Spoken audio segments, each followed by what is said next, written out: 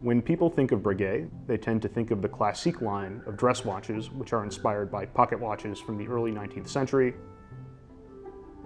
Or maybe they think of the Type 20, which are pilot's watches that take inspiration from Breguet's rich history in aviation. What they probably don't think about is the Marine, a watch that is inspired by A.L. Breguet's time spent as the official watchmaker to the French Royal Navy.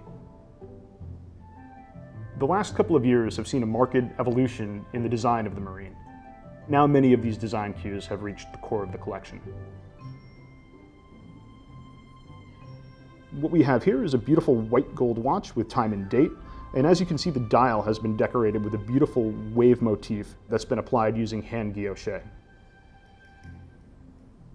Breguet is really a company that has mastered hand guilloche over the years.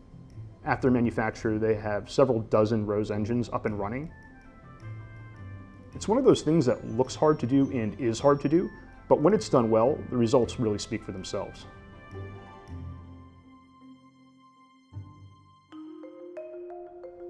The hours are depicted with loom-filled applied Roman numerals, and the hour and minute hands are both punctuated by loom-filled tips. I have to say that I don't love the Roman numerals. Filling them with loom leaves what could have been a crisp applied numeral instead looking soft or imprecise. Viewing the case from its side, you'll notice that the crown guards are in fact not straight but curved, bringing to mind the motion of a boat's propeller. The case band is also fluted all the way around, and while the old Marine had standard lugs, this new case design comes with a centerpiece between them.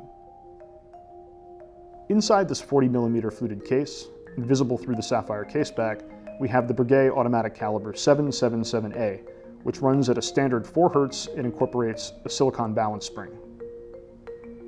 Breguet was an early adopter in silicon technology, and today virtually all of its watches have this type of hairspring.